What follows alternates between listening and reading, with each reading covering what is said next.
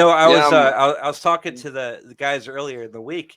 I want to just be courteous. I'm like, oh well, how do you say hello in Danish? I went to go Google Translator. I was like, oh, is it hedge? That I had to have it spelled. I'm like, oh, it's just hi. And now we're just gonna have a nice cordial conversation about antinatalism. You're the first person that's ever agreed to talk to us about antinatalism. Yeah. So we figured we'd come on here, just get a sense of who you are and why you are an antinatalist, and kind of talk through the differences of opinion we have, right? Yeah. Those promo videos that we do that are like WWF call out videos, it's just taking a piss. It's just having fun, and we really are trying to bait people to get on here to just have discussions. We watch a lot of videos on here on a lot of different broad topics that are all across the internet, and we try to find the pockets of the internet that are like underneath a stone so we can try to shed some light on them. So what we want to do is, instead of just watching videos with people, we want to bring them on and have discussions with them. So we're calling people out in these debate call out videos, and it's really just a joke. I think we're actually scaring more people away than we actually are getting on. But we wanted to discuss antinatalism with you. I mean, we're all I don't know if we've come up with, if Sean came up with the term, but we're vitalists. It's like an anti-natalism, and we're so fascinated with the people who have this belief that everything would be better just not existing in the first place. And I just I want you to speak a little more to that and your experiences that sort of led you up to that belief that would make you say, this would just all be better not having happened in the first place. Humanity, sentient life, all of it.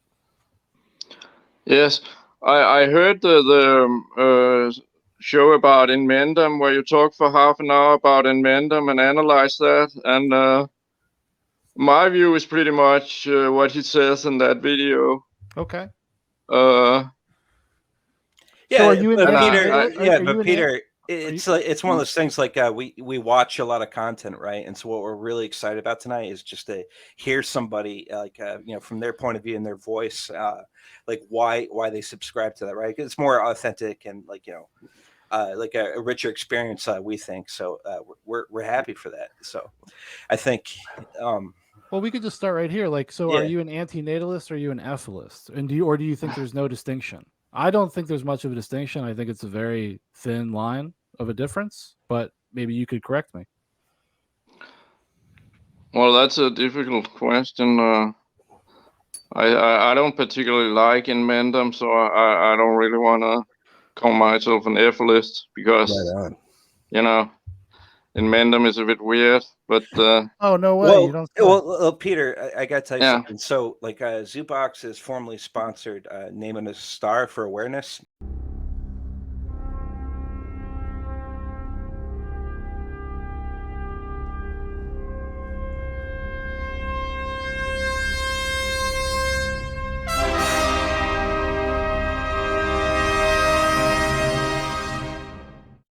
So we're trying to get the word out there. Oh yeah, you'll like my shirt. Yeah, I have a shirt. Amendum wanted for stealing star energy. But I mean, it would be great if you got him on. I would really love to watch that. That would be awesome. He's not gonna come on it. He's not. Oh, okay, that's but anyway, I think this is more about humans, in my opinion. David Benatar's book, Better Never to Have Been. It's mostly about humans, and I think it becomes really difficult and complicated if you speak about other life forms other than human. I mean, that's really difficult. What do you think? Do you think there's much of a distinction between like antinatalists? Because antinatalists, from what I understand, like we were pretty nascent to this stuff. Like we've only really been aware of it for like the past, or engaging with it really for the past like 4 or 5 months.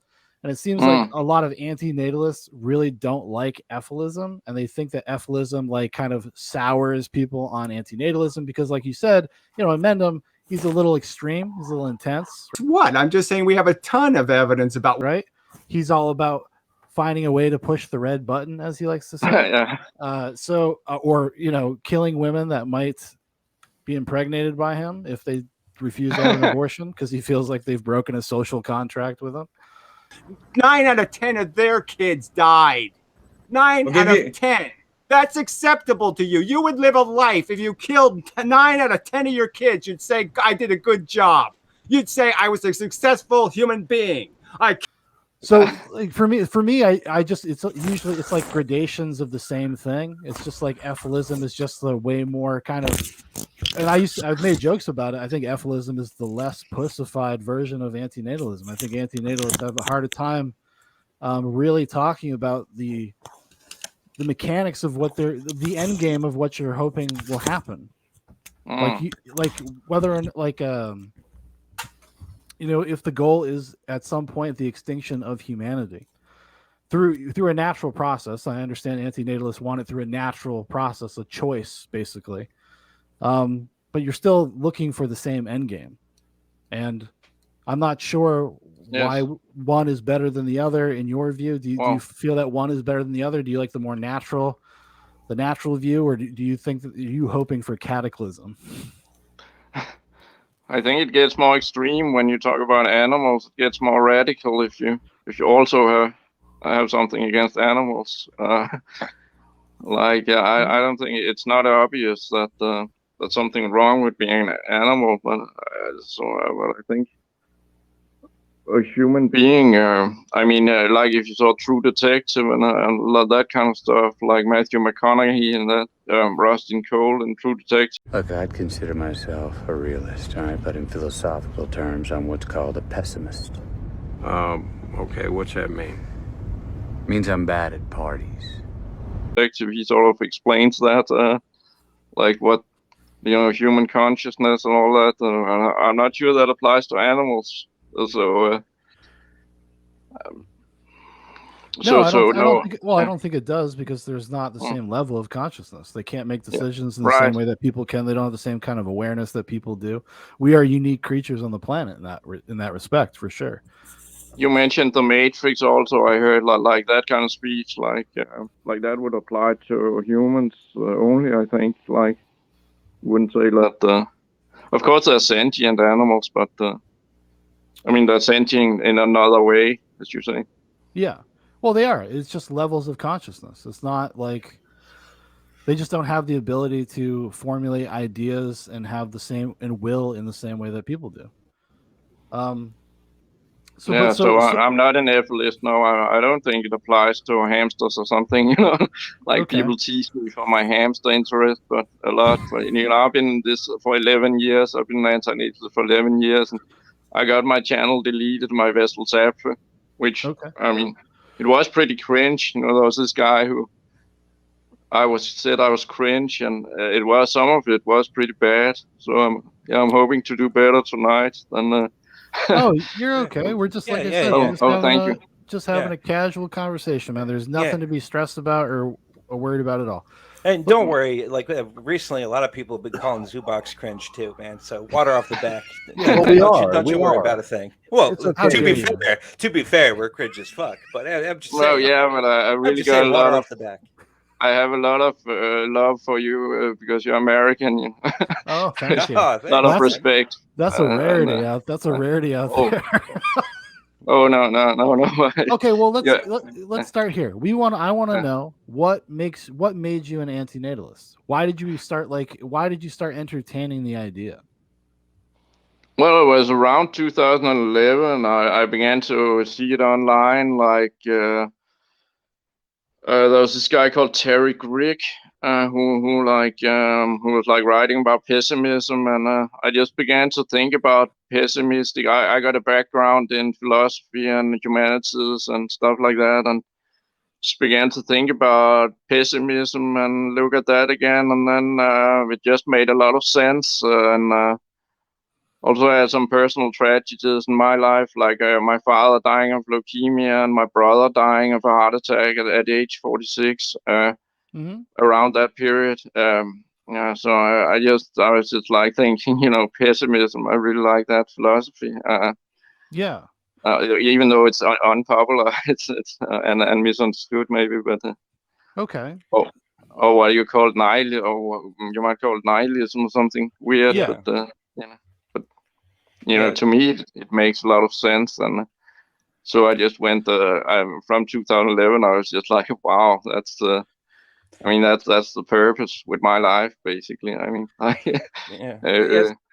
So Peter, so like in this like tragic like time period of your life in regards to your brother and your father, do you think so? You kind of grabbed onto a coping mechanism with pessimism, if you will, kind of latched onto this. So you think you really initially, is this a fair assessment that you initially reached out to anti-natalism, this like a thought, this philosophy, or whatever we want to call it for conversation's sake, as a way to kind of like cope with that or to make sense with it? That's just basically what got you into this space.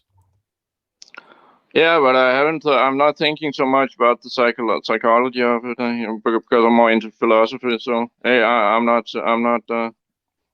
My father was a psychiatrist, but I don't really like psychology. So. Well, I guess the reason I think it would be we asked that is because if you suggest that, like, well, based on like personal traumatic experiences, this is something that led you to down a certain path, which leads you to find antinatalism. Right. I mean, so you are aware. So you're aware of the psychological components, like what leads a person in that direction, right? Like it's an overwhelming sense of tragedy and loss, and the desire to not feel that way. Correct?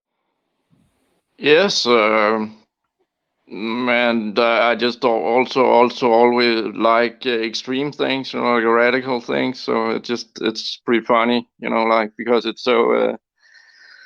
It provokes people so much. I mean, it's so provocative. Yeah. Sorry, my English is, it's not my first language. But don't worry about it. You speak. Yeah, it's. Great.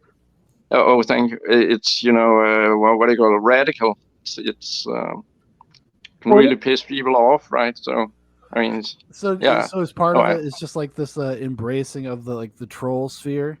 Yeah. Right. It's a way to kind of troll people a little bit. Yeah. Well, there's a lot of right. Because I mean, it's not gonna happen anyway. I mean, it's not like people are gonna stop procreating. That's not gonna happen.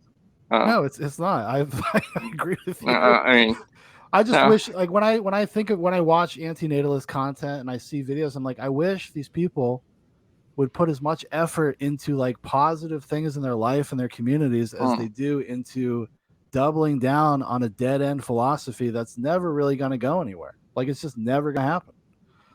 And I don't understand like why the need to expel the energy. But if you're saying like, well, this also allows me to have a little bit of fun on the internet, like I understand that. Like I get that. At least I can understand. No, it's not only on the internet. It's really my whole life. My whole is really. I'm really consumed by this philosophy. Also outside the internet. Yeah.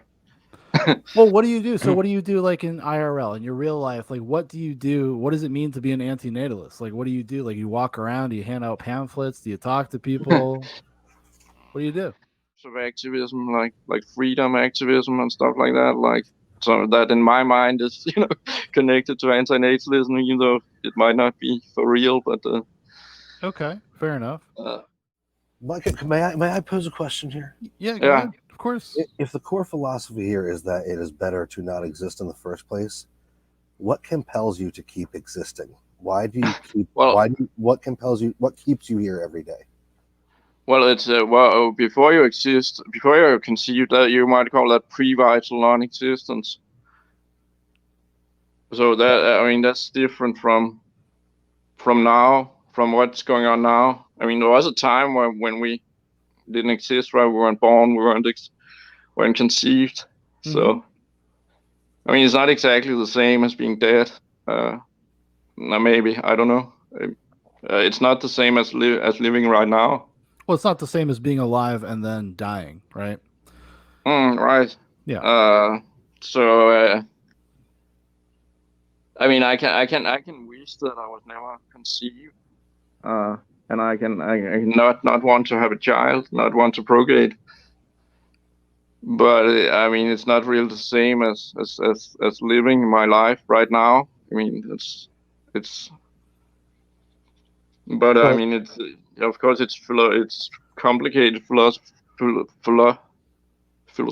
questions. I mean, it's really Of difficult. course, yeah. I mean, what is the meaning? What makes a life worth living, and what is the meaning of those things, etc. But don't you think that the anti-natalist kind of worldview packages preconception of what value is and what is worth a struggle and what isn't worth a struggle? Because I mean, as far as I understand it, you can correct me if I'm wrong. I know you're much more well-read and versed in this. Is that no amount of pleasure or joy you may have experienced in life is worth the suffering of like the neutral state of existence. Like just naturally, we are born and we begin to suffer, and there's nothing that can ever make up the deficit there, right? Yeah, I don't think so. Because I don't really want to become a father. You know, I don't see why should I become a father? I'm happy not to.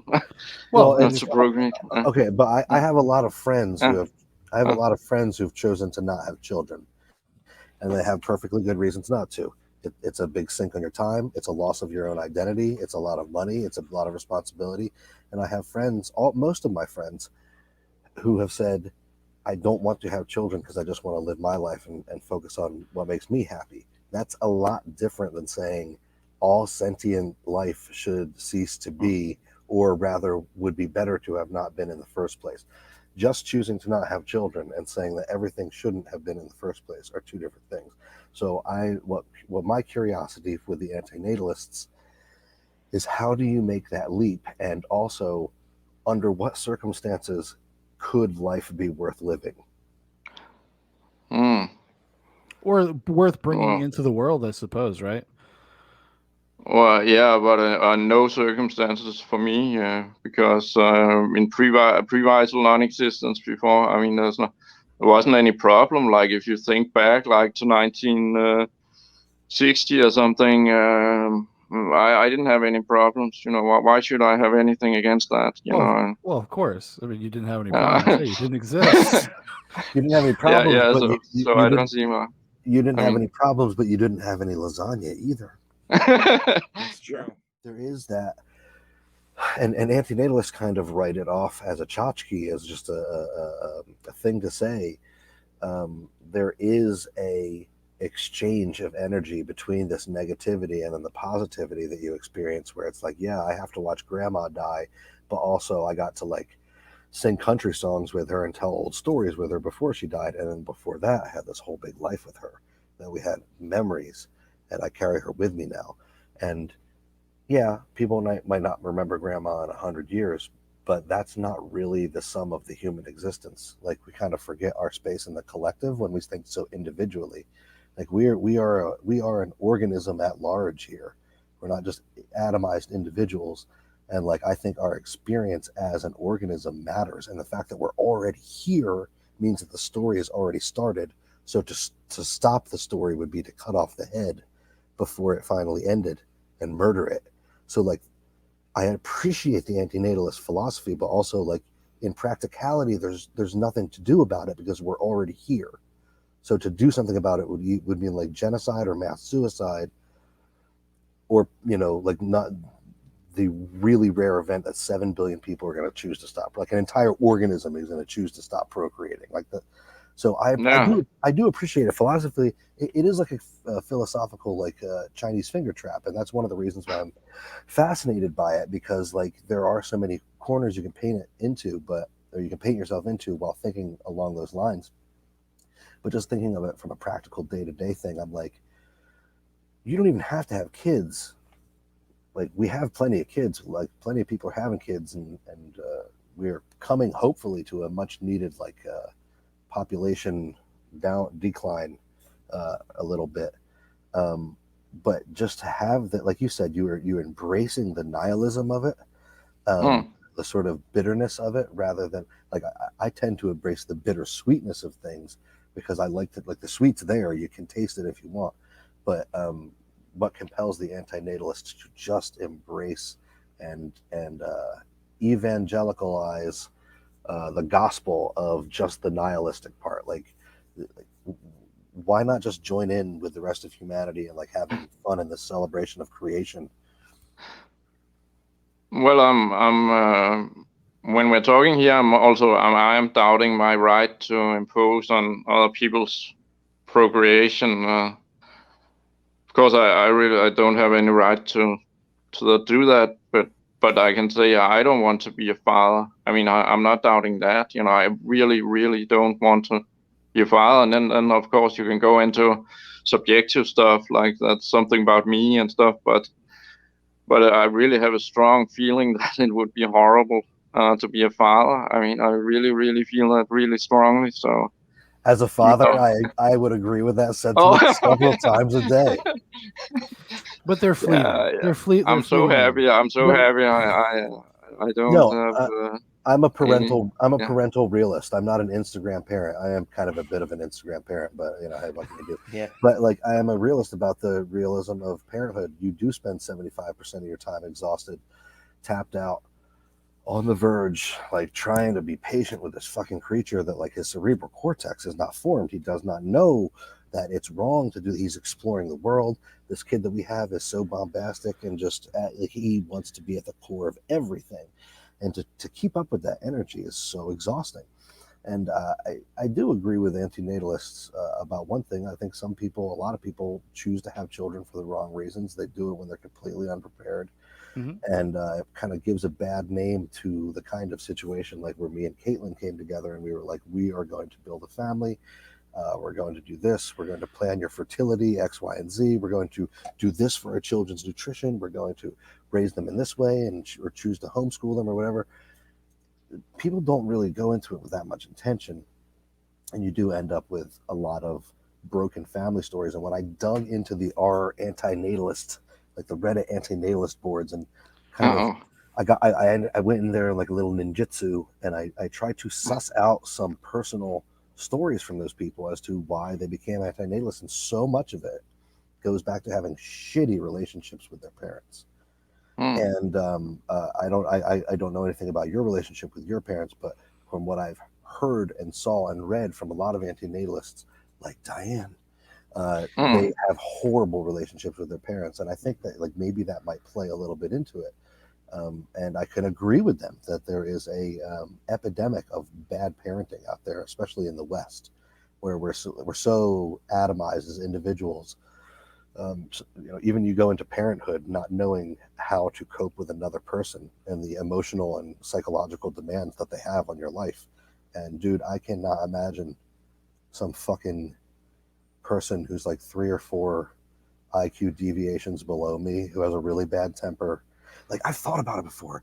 I totally get why people like bash their infants' brains in and stuff because they don't have the capacity. Throw that kid in the microwave. Yeah, like or people just snap because these sounds that these children make and the things that they do. It takes you to the edge. It takes you to the edge. There's almost primitive response to it, and I think that is because that's your brain going. You need to, like, that child is in peril, and you need to do something for them. Sure. So like it's like a red light flashing in your brain. I think that fucking, like, who's the guy who killed his family? Chris Watts. I always say I have Chris Watts energy. You're a little bit headier, right? You're a little bit up here, where most people are down in their emotions, their feelings with it. That's what drives it. That's what drives the belief. Usually, like Dan said, it's a personal. That's most of the time that you watch anti-natalist content, a lot of their arguments why anti-natalism is the way to go are the most petty grievances I've ever heard, like things like restaurants not being open when they want them to be and stuff like that. Like those things like that. Those are the people that are out there repping anti-natalism. Like those are the people that have like at least somewhat of a following. We're talking like over 1,000 subscribers, some of them, because it's a very niche thing, as I'm sure you're aware of. It's a very insular, small, little niche community. It seems like you guys all know each other to one degree or another. At least you know of each other, because there isn't that many people doing anti-natalist content. But yeah, so that's I think that's like most of the big takeaways. Even in Mendham himself, who probably would consider himself above it all. Name one organism on this planet that's winning, you cunt. Before you tell me. Very intellectual. He would consider himself the Jesus fucking Christ of anti-natalism. But like even him, it always goes back. Like once you start, like if you listen enough and you watch enough stuff and you start reading between the lines, you're like, oh, this person has like a lot of personal grievances about things that happened in their life. Like, how else? But in fairness, how else would you come to this conclusion if it wasn't for deeply personal, pained tragedies or setbacks, or realizing that life isn't fair and nature doesn't care about you?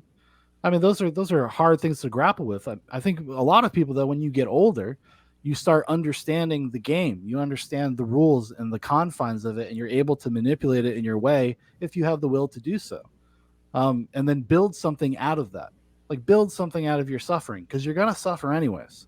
That's going to happen. It doesn't matter. There's no getting away from that. So I guess I just don't, and I'm not saying that you do this. It seems like a lot of people just like gave up. They just give up, and then they use the veil of antinatalism as a rationalization for the fact that they don't want to put effort into their own lives. I mean, like I said, I'm not suggesting that that's true in your case, but that's what I have observed over the past like 5 or 6 months.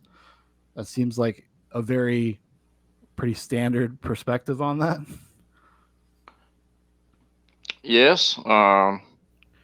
But on the other hand, I mean, it's an ancient philosophy as well. I mean, it goes back to like Schopenhauer and even the Bible. Sure. Some stuff, and it's it's not something that's, I don't know. There's been little speckles of this throughout philosophy, throughout the history of philosophy, little notions of it, and it's all kind of culminated. I guess, I don't know, who do you think is the modern father of antinatalism? I know you love David Benatar. I know you're a big David Benatar fan. That's a joke. I watched some of your channel. That's why. It's a little joke. But David Benatar seems like the one that people point to most of the time. Like, yes. if you're new to it, like, you find David Benatar. That's who you find. If you look up antinatalism, you find David Benatar. There's David Benatar, and then there's this French guy who is Théophile de Chirac, who came out at the same time as Benatar. That was around 2005, 2006. They both, and he's also very powerful, a French guy, but unfortunately he talks a lot in French. So, but he's extremely intelligent as well. That is the worst trait of French people. They speak in French. It's disgusting. Yeah, but I think maybe I don't think I shouldn't talk about my problem with David Benatar on this podcast, because then we change the topic completely. So, well, you think he gave up, right? He gave up on it. It doesn't matter. We can go anywhere you want. Anything that interests you, we can talk about. That would be a good place to go, probably. Well, I met David Benatar in person, and he's a very nice guy. He's very charismatic and stuff, but. My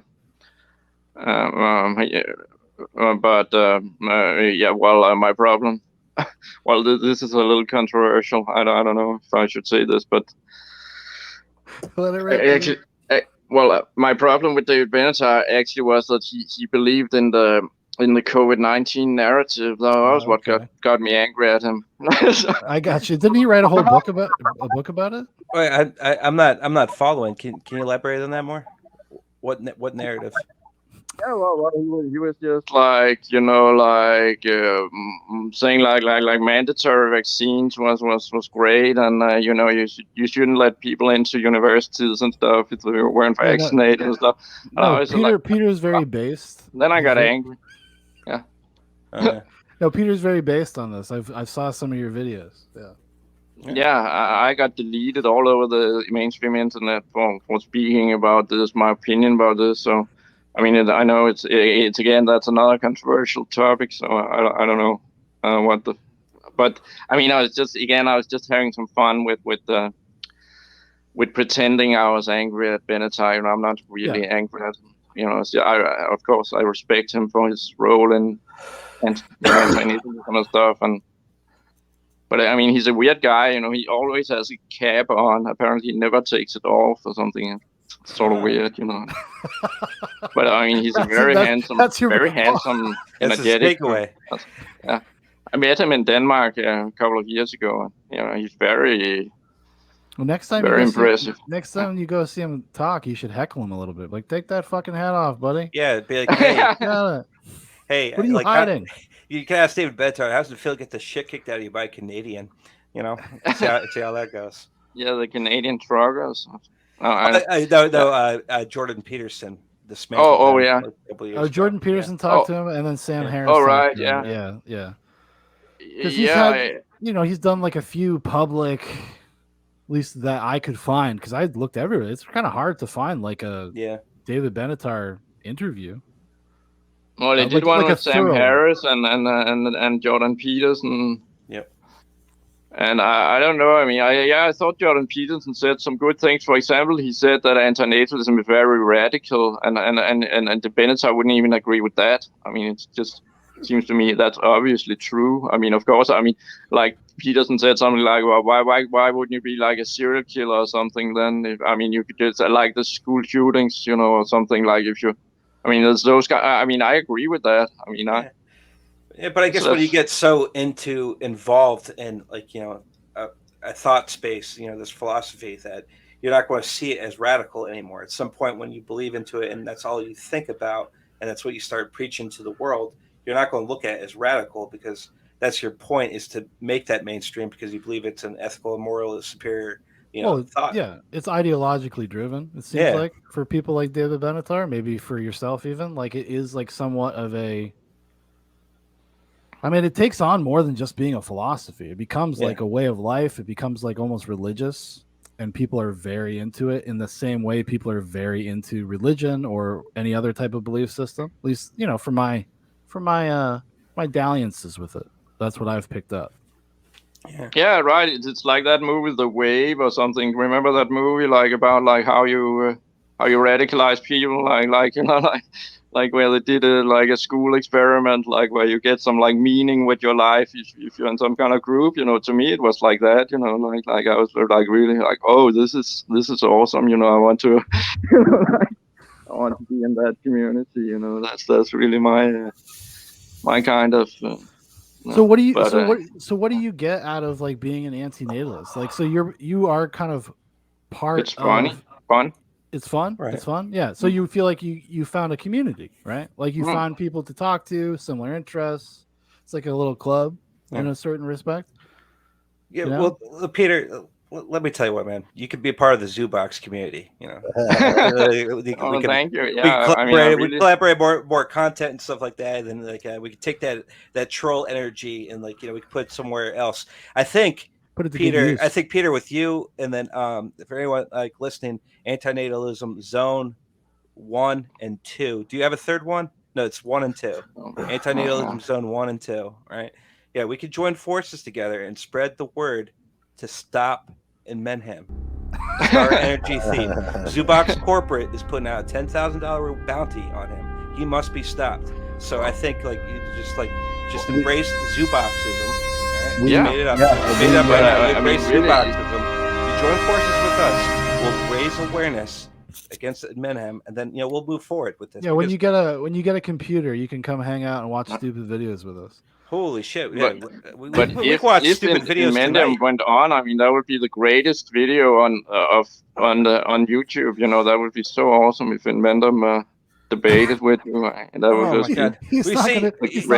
he won't do it. He won't do it because he's too busy going over there talking about the evils of fucking Google, which Google is evil. Well, sure. You can grant talk about Google. All right, welcome to another edition of Google is Evil and such. Pretty much, mostly. Anyway. It's evil on Google, yeah. Because you become part of Zoobox, and like you'd be. We have a long history of allying with our enemies, like when we allied with the vegans to take down big animal agriculture. Yeah. Still forthcoming. Yeah. She agreed with that. So. And you see, and that right there is why Peter is a chess master. Not only is he based as fuck, okay? He's a chess master. Knight takes the king. He's pretty Chad. That's a pretty Chad like, move. Bitch, you didn't even know. You didn't even know that we're going out. You didn't even know we're in a relationship. Stop it. Go back to your duties. Oh, I love it, Peter. You see, this is why you need to join. You need to ditch anti-natalism. join forces with Zoobox, so and together battle in Menham. We're gonna do it, man. We're going to do this. This is a good thing. I feel like a lot of good vibes from Dan. Are you catching a vibe? I'm catching a vibe. I am catching a vibe of a man who is a vitalist, who's like, you know how when you plant a bulb in the fall and then it freezes all winter, and then in the spring, finally that bulb blossoms into a beautiful flower. Yeah. That's how I feel Peter's soul is. And he is an anti-natalist who's going to blossom into a vitalist so that he can take us into this Armageddon battle within Mendham and finally face down the beast. I feel Zoobox was the fertilizer to help expedite that. Exactly. We are the catalyst to get this going. It's not only that, anti-natalism. There's so much star energy in Zoobox. Dude. It's just radiating. And Menham is trying to steal that said energy. And that's why, Peter, we need to join forces and take him down. We need to take him down. Because he's going to take us all down with him. Yeah. Otherwise, he's trying to push that red button every chance he gets. So, Peter, circling since we brought up Amendham, like, what's your problem with Amendham? Like, why don't you subscribe to Natalism or the Tao of Amendham? I call him Scary Gary. I don't even call him Amendham anymore. I don't give him that honorific anymore. Now I call him Scary Gary. But, well, he firstly, I want to say that I think his name is because he lives in a town called Mendham, so that's why it's called in Mendham. By the way, it's very original. It's very clever. But well, I don't like. Well, I have an academic background. So I just don't like the way he argues. He's very just like, I'm right, because I say so. It's like there's no hypothesis, no arguments, no evidence. Or anything. He doesn't have conversations. He dictates, right? Yeah. And he just right. And either you agree with him or not. And if you don't agree with him, then you're stupid. That's what he used to say, right? Actually, he has been polite to me, sort of. He always talked nicely about me, but I just see him being rude towards other people. Joined Zoobox because you just there's that real line in the sand. So he's always been cordial with you. He's always been nice. Have you ever talked to him, or just in chatting? Well, we did some video response, where I sent him some videos, and he was like, "Yeah, okay. I mean, there's a new Anti-Natalist, and he plays chess and blah blah blah." And so he was, and he's in a cold country, and it's just stuff like that about me. Like Gary isn't, because he's all like brute force, and there, like you said, there's no argumentation. There's no breaking it down. Let's work through this process. Let's look at the mechanics of it. Like, it's really. And that's why I want him to come on Zoobox, because I am an unstoppable force and he is an immovable object. And I want brute force versus brute force. I want to see the angel and the devil go at each other. And in Menham, I know you're out there. I can smell you. I can smell your hair. When you watch the videos, I can smell your hair. I know what it smells like. It's gross. Yeah, it smells like sit in your house all day. I mean, it's really sad. He doesn't want to do it. I'm not done with him. I'm not done with him. You probably collect disability. You probably live off the taxpayers' dime. You sit around watching TV, Mary Povich. Good Morning America. Let me tell you something, buddy. You'd be better off not existing, because then I wouldn't have to pay for you. Ooh, I'm coming for you. I'm coming for you. Let me say it again. Sorry to cut you off, Peter. Sorry to cut you off. Yeah, I just said it would make so many people happy. So it's really, again, I mean, that's selfish of him that he doesn't want to do stuff like that. I think the anti-natalism movement in general needs a little juice. It's a little stale right now. It's like subsisting. I think Zoobox could give it the juice it needs. The Zoobox is working. Everybody needs an enemy, Peter. Like, everybody needs an adversary. That's true. Well, inevitably it becomes like the old man yelling at the cloud thing. Like, I don't want to have kids. The world is a really hard place. I don't think that it matters if anybody does anything. And then the rest of the world keeps going by. It's like standing on a street corner yelling as 7 million people go about their day. That's what being an anti-natalist is like. And the rest of existence just continues and will continue. And even if human beings burn out on the planet Earth as the sun completes its heat death cycle in sinks into the fucking planet and consumes us all.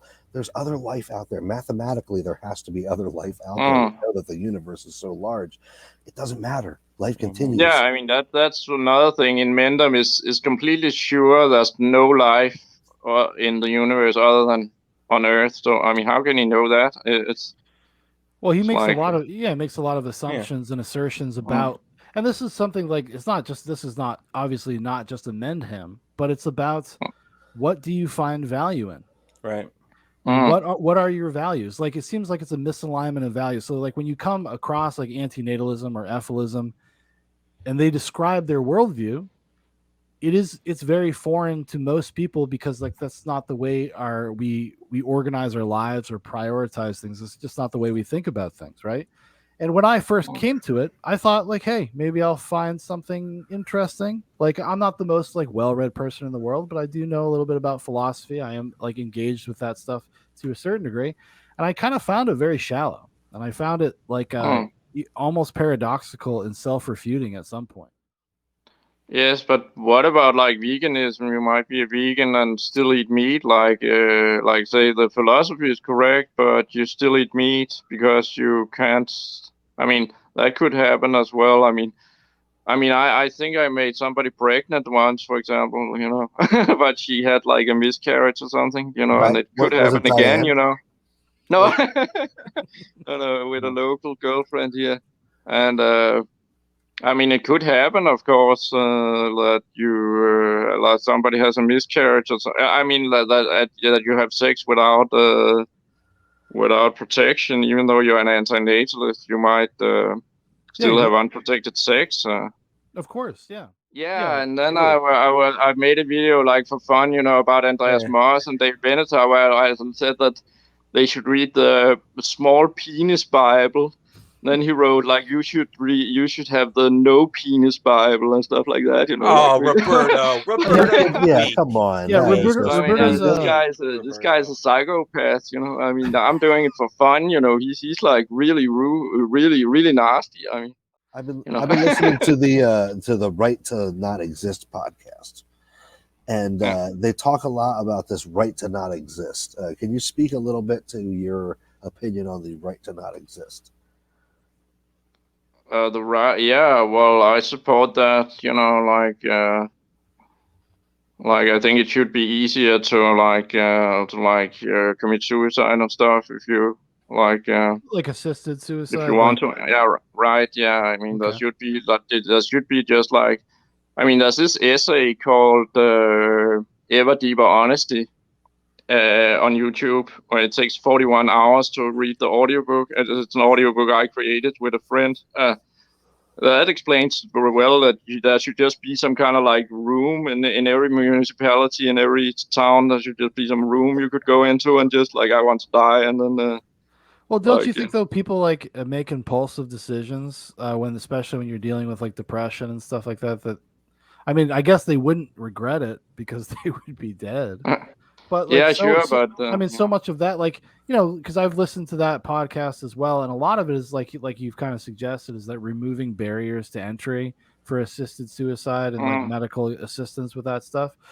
Like they have like they go so far as like they don't want any like psychologist or anybody to like interview you or talk to you. I mean, do you go that far with it? Like where you think that there should be no barriers to like people having access to this kind of hot suicide tech? Yes, but I mean, in theory, like if you could just do it much easier. I mean, in practice, it's impossible to do safely and without pain, probably. But if like in theory, you just press a button and disappear, I think a lot of people would do that. Well, that's what I mean. It's like about like having like the barriers are there to see how serious you are.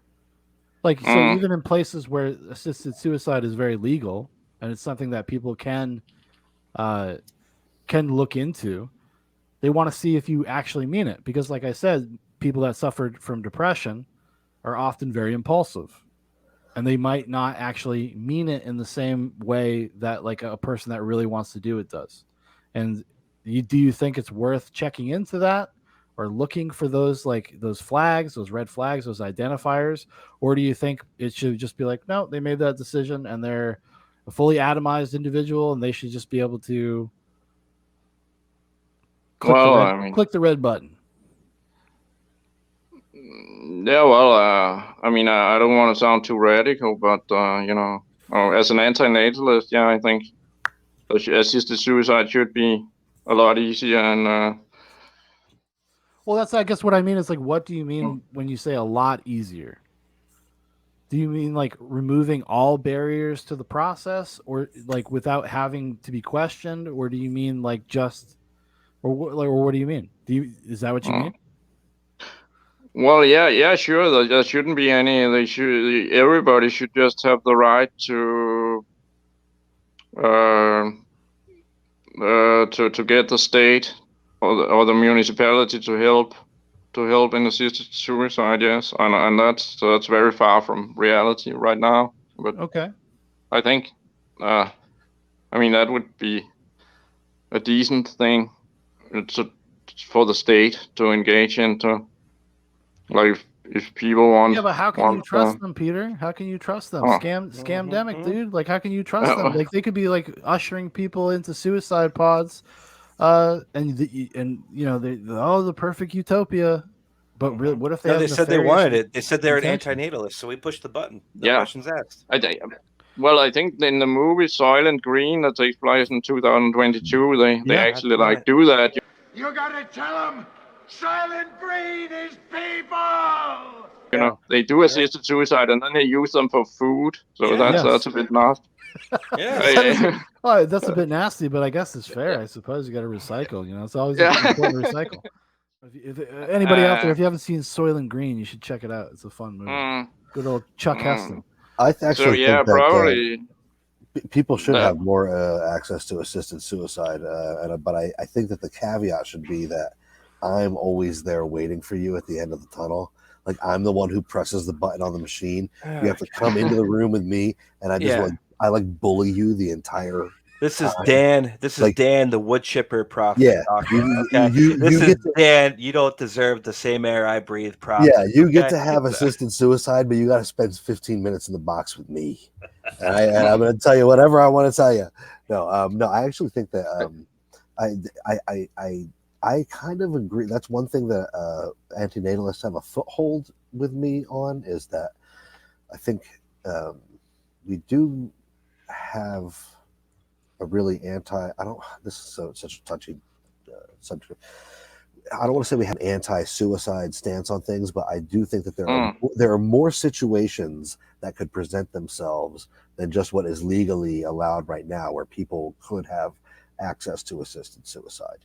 I do think that could be loosened pretty significantly, but I think that like I've heard some people say that just anybody should be able to walk in and press the button on themselves, and I can't agree with that. But anti-natalists do have a foothold with me in saying that, like, we should have increased access to being able to end your life when you want for more different circumstances. Yeah. Peter's the only true good anti-natalist. He's the only one who comes from an actual true philosophical standpoint. Every one of them also, while at the same time saying that you shouldn't come from this, like, the only arguments that you can make are from an emotional standpoint to say that life is a good thing, blah, blah, blah. And then their arguments for not having life and sentience are all just emotional arguments. They're all that, don't you know that children die? That's like 60% of anti-natalist arguments is pointing out that children suffer sometimes. Are you a vegan? Are you a vegan, Peter? Yeah, I'm glad you asked that, because that's my point with the theoretical position, because I am in philosophy, but I can't really I don't have the willpower to do it for real. So I'm totally. Look at all that delicious schnitzel and stuff out there. Yeah. So I'm eating a lot of meat. Yeah, but I'm totally agree with the vegan philosophy. I don't see any. I mean, there's no. Well, I think I think just like with everything, right? There's so much parity between what we actually believe. Our differences are actually probably a little bit more narrow and smaller. Because we all agree on a lot of like basic things, like especially when it comes to, we've been doing a lot of stuff with vegans. We've actually talked to a few quote unquote professional vegans recently on the channel. No, but what I mean is just like there's a lot of parity, and there's a lot of things that we all kind of agree on.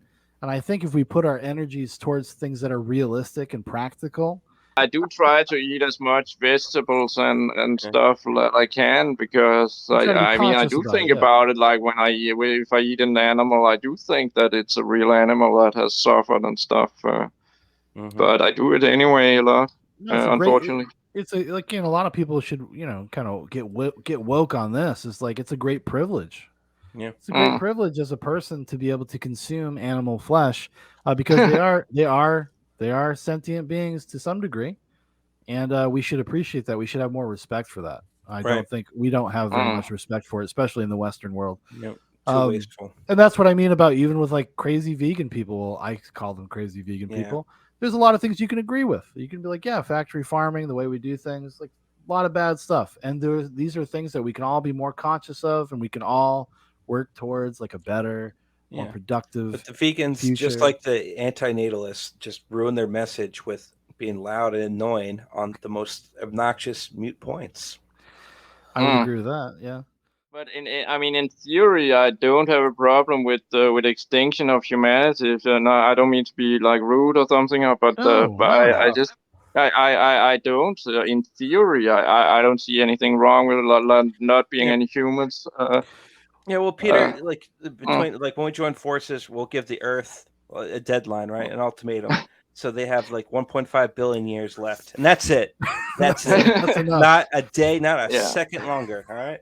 Okay. Yeah, I mean, existence is really weird. You know, I mean, it's very strange life. I mean, at least in Denmark, I mean, nobody wants to engage in a philosophical.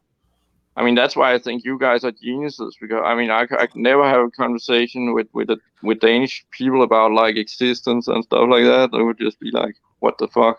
Well, I think we find the same thing. Like, we can't just like go outside of our of the zoo box and go bring, like, you know, I can't go to my son's school and talk to the other parents and be like, yo, you guys ever hear about anti-natalism? Yeah. So I think it's cool that we agree about that. It's never going to happen. It's never going to happen that people stop having sex, because it's such a powerful drive. Yeah.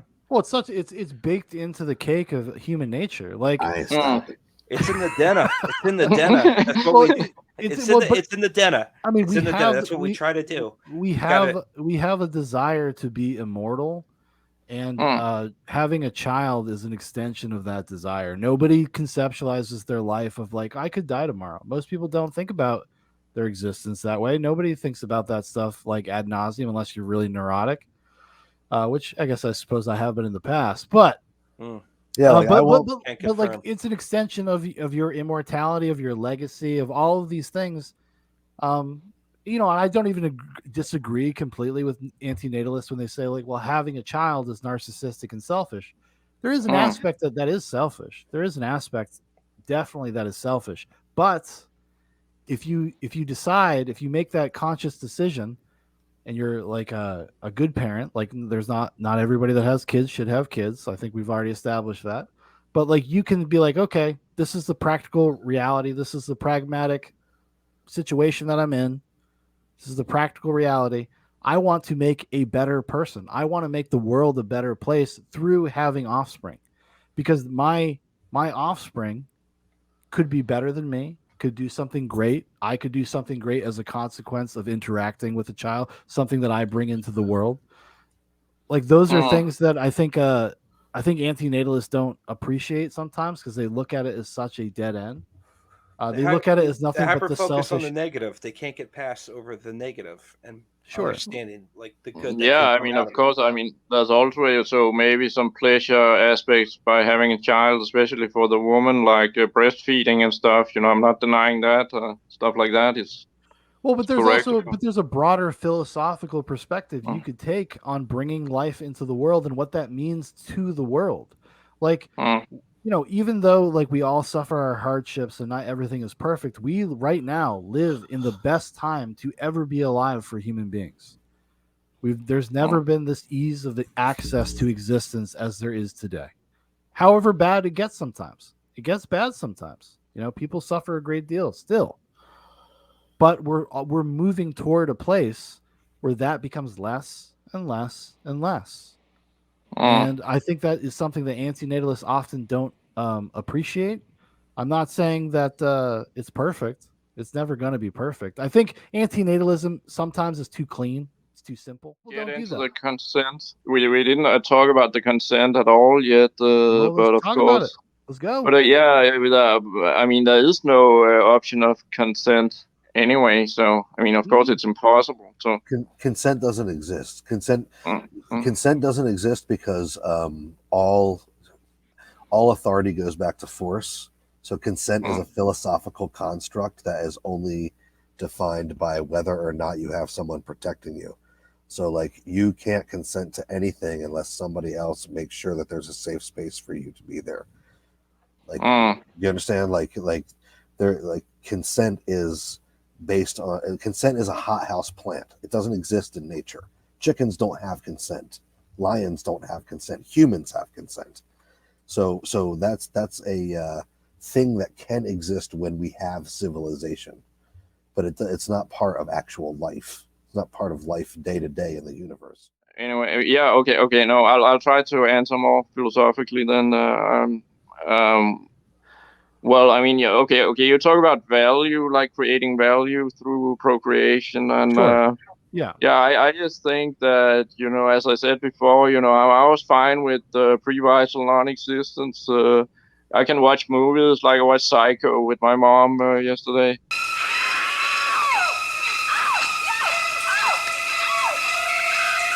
I think, it was just. That's an interesting movie to watch with your mother. Yeah. Humanity was doing fine, you know. Without me, I can watch like movies from before I was born, you know. And I don't think why did they bring me into all this? I mean, it's not like, you know, why should I live in history, as Matthew McConaughey says in True Detective? You know. Sure. Yeah. But you do.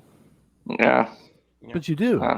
So you're able to kind of enjoy the fruits of the suffering and labor of everything that ever came before you. It's a privilege.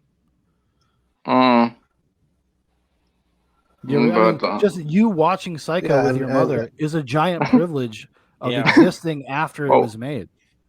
Yeah, but that's exactly my point, man. Because I think it's the movie that has value. It's not me. It's you know, it's that's not true at all. Your thoughts about movie, your consumption of art is just as much a part of art as the art itself. And the experience of watching it and appreciating it with the person that brought you into this world and nurtured you into this world too is even more of a beautiful thing. It is. Like you have the shared experience because somebody else did something, and that's valuable, isn't it? Doesn't that add value to your life in any respect? Did you feel like that was a good experience, or have you ever felt that those were good experiences? I know you're a big movie fan. Like, I know, do you go see movies with your friends occasionally, or talk to people that you know about movies that you've watched?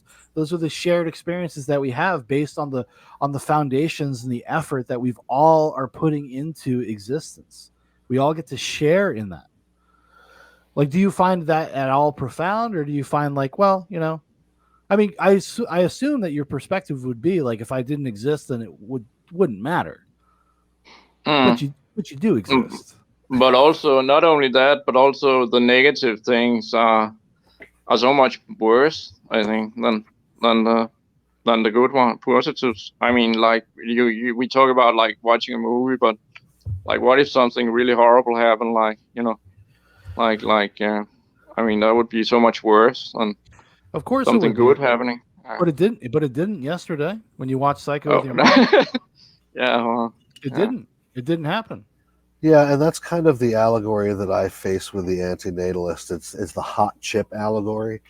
It's you know, the allegory of the hot chip in the cave. Yes, like sometimes you want to eat chips that are too spicy, and you get sweaty in your pants, and you have to drink milk because it's too spicy, but you love the flavor of the chip so much that you can't eat it. Indeed, the same way that one consumes a shot of Wild Turkey 101 and then immediately has to chase it with a bit of sugar water, mate. Because life constantly goes in this flux and this balance. You have that ancient symbol of the yin yang. Okay, every culture has this idea of balance where there's the light and the dark, and this constant cosmic dance, this pull of energies back and forth, is the essence of life. And I think that it is a false thing to say that the negative outweighs the positive, because from the stance of physics itself, there has to be a constant flux of these energies. Take a shot. Hot take, Peter. Well, I don't know. I mean, maybe to me it's like objective. Maybe I got like too much education, so I'm just it seems like an objective fact to me. I mean, it just seems obvious. Yeah, you're looking because at there's so many horrible things. I mean, it's just unbelievable. I mean, the horror you can experience it's unbelievable. I mean, yeah, but aren't the horrible things just as subjective as you enjoying a movie with your mother? I mean, everything becomes relative at some point. Like, not everybody. Yeah, but I mean, how can you compare that with like being tortured, brutally tortured, or something? Can I compare it? I mean, some people like that. There are people that are into BDSM. Oh. I mean, like, well, there's gradations. There's gradations to everything, and you can always point to like the most horrific things that happen in existence. Sure, like you can. But that doesn't. But then you can also point to a million or billions and billions of unsung silent moments between mothers and children and brothers and kids playing in a field eating blueberries straight off the bush, and families going on trips together. And I mean, Christ, I have the most mundane memories of like walking up hills with my brothers and my parents, and now walking up hills with my son and my wife, and those unsung moments are the ones that balance out the person getting blown up in the trench that everybody fucking talks about. I think that there's too much emphasis on saying, oh, there's cancer, there's people that get killed in war. There's also an explosion. Every time my son looks into my eyes and smiles at me and we have an inside joke, my heart explodes into a million pieces. Every time I see my brother again after a long time and give him a hug, I feel this feeling of warmth and camaraderie like I don't feel with any other person. And those are the unsung moments that make life worth it. No one talks about that because everyone talks about the sinking of the Titanic and how mustard gas killed a lot of people, and what happened in Poland in 1943 or whatever. And I think that the moments that make life worth it are unsung, and that's why we don't talk about them. That's why we don't weigh them on the scale, because they're almost ephemeral. They're like air. They don't have weight like the explosive moments. Well, that's a favorite of Inventum as well. Like this, we are on the Titanic. Have you heard him say that? Yeah. Yes, yeah. I've actually been obsessed with the Titanic recently. I've been watching CGI recreations of the sinking that take place in real time. It's extremely fascinating and very nerdy. You might look those up. They're really, really cool. It takes about 3 hours to watch, but they're really fucking cool. Man, so like Peter, like so I had a nice little intro for you like in the beginning, but one of the things I wanted to talk about is like as you are a content creator and part of like your two channels, you go you talk about spreading or just discussing anti-natalism. So for like the Zoobox audience, we have Zoobox numbers. What like would you want to relay to them that don't subscribe to anti-natalism, or like basically essentially why you make this content to begin with? Like, what would you want to say to them? Like, why subscribe to this notion of anti-natalism? Well, I'll just say about your intro, I thought it was cool you made this backrooms, this awesome horror stuff. I really love the backrooms horror stuff. Thank you. Thank you. Yeah, that was Big Paul. Yeah, Big Paul did that. Yeah, it's amazing. Yeah. But anyway, well, it's just like I said before, like it's fun, I think it's fun, I mean, I can't speak for, the whole community, but, well, I just think it's a cool philosophy, it's, well, you find it, but don't you find it more than cool though? I mean, like you subscribe to it. Like it's something that you believe deeper than just something that is cool and passing. Like I understand that you have like an intellectual pursuit with it and you find it interesting intellectually and cerebrally, but it is something that you do like you fold into your life, right? Like to a certain extent, because you are, like we can go back to the example of you watching Psycho with your mother. That's clearly something that you enjoyed, but you look at it, but you say like objectively, it doesn't matter, right? So, so how do you make the bridge? How do you bridge like the intellectual to the more like practical material that you carry with you in your life? Like that encourages you to have like a lifestyle.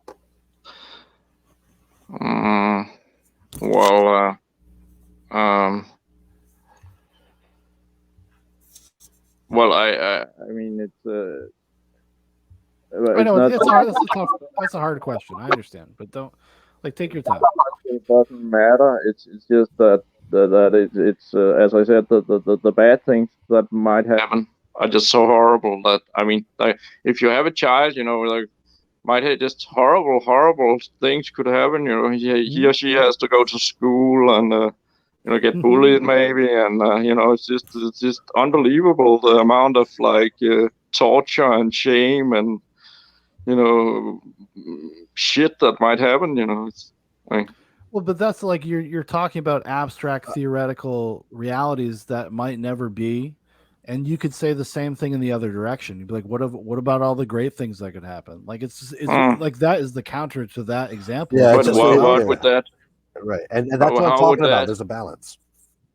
Well, I mean, there's this Burke, there's this philosopher called Burke. He had this experience where that if you can like choose torture for 1 hour or and pleasure for 5 hours or something, like how would that compare? Like first, like you can get all the pleasure you want for 5 hours, like I don't know, a reverse gangbang or something. I don't know, but then torture for 1 hour, like this kind of like hostile situation, like where you're just like some guy can just like What would you choose? Torture, like how would that compare? I mean, I think it comes down to mental fortitude. Because if somebody gave me that, I would be like, you know what? Let's fucking do it. Let's fucking do it. Honestly, give me 60 minutes of what you got. In the United States, there are these like extreme horror houses, like these extreme haunted houses that people sign up for, like sign waivers to go into, where they are McManey Manor or something. Yes, exactly. You know what I'm talking about. Of course you do.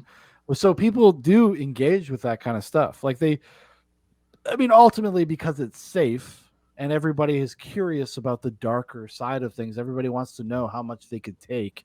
And it's, it's an example of like the, in some ways, like how good we have it. We have it so good that we will sign waivers and pay money to go have people torture us for 6 hours. Do you?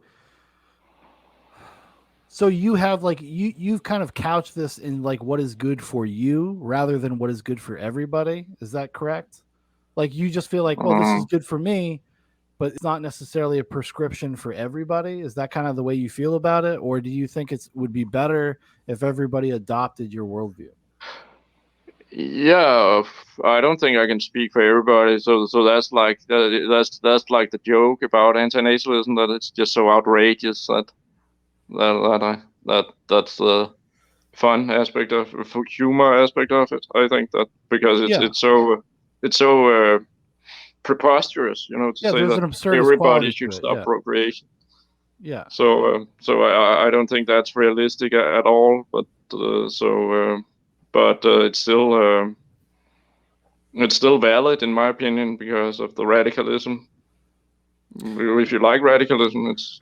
Do you think of like radicalism in the sense that it makes people think about other things on a deeper level, or radical in what way? Like, is that what you mean when you say radical? It's like, well, it's so outside of the box, it may inspire thought. It may inspire people to be more considerate. Because the mainstream is very natalist. There's this they live, this marry and reproduce, this obey, did you see that movie by John Carpenter, where it's with the sunglasses and.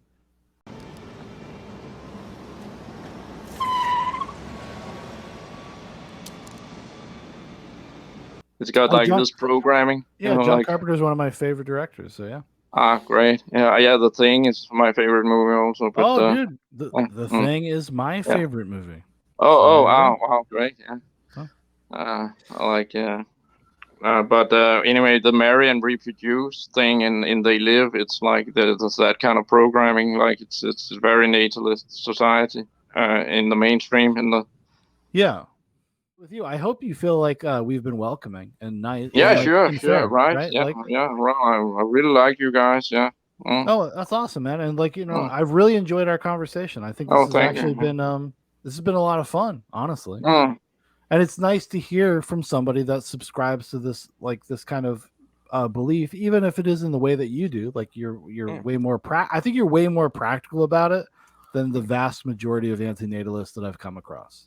But just somebody to get away from the screen, well, so to speak, and actually engage with people that want to talk about this too. So, and I know it's in the wee early hours of the morning over there in Denmark too, man. So we really appreciate you making the time to come and talk to some Yanks across the pond here. Well, what do you got to do today? What are you doing today? What's your day looking like? Well, I'm a professional chess player actually. So I'm a librarian. I'm a librarian, but mostly I think probably my chess is probably the most realistic thing I can really accomplish something with. Do you ever like do like any like competitions, live matches, anything like that? Wow! Yeah. I would honestly, I love chess. I'm very fascinated with chess. Oh, thank you. Yeah. I would love to watch you play chess. That would be great. Oh, yeah, great. He's got a couple of videos on Anti-Natalist Zone too. On that, you guys should just tape a match between each other. Just tape a match. Yeah, like, but I mean, if you I want to get Peter against Hal from Space Odyssey 2001. Hey, Frank, I think you missed it. Queen to bishop 3, bishop takes queen, knight takes bishop, mate. Your victory. Yeah, you're a very good chess player in terms of your stats. So. Oh, thank you. Yeah. I posted a video where I won against number 2 in the world, Grandmaster. Actually, well, I mean that was just pure. I mean, I don't know if he locked out or something. It's hard to explain, but yeah. But I posted that video where I proved that I. No, imagine if you didn't exist and that guy just got to go. He got to live his existence just thinking like he's king shit. What if Peter never came along to kind of check him a little bit? You know what I mean? I know. You've added so much value to his life. He probably like rethought things. He'd probably be like, man, I gotta bone up. I gotta train. Yeah. You don't, and I know that you are, Peter. I know that you've read a lot. I watched some of your videos. I understand like you're a well-read guy. I know you are. So don't discount that. Like you're a very sharp dude, and I appreciate, and we all appreciate your time coming here and just having a fun conversation. Yeah. I hope you found this fun. I hope you've enjoyed yourself. Yeah, really great stuff. You do here, but like, please keep in touch, Peter, and this will be posted probably by tomorrow. All right, everybody. Thank you so much for hanging out. Yeah, okay. Thank you, Peter, for joining us, and this has been a lot of fun. Thank you, guys. Okay. Yeah. Bye.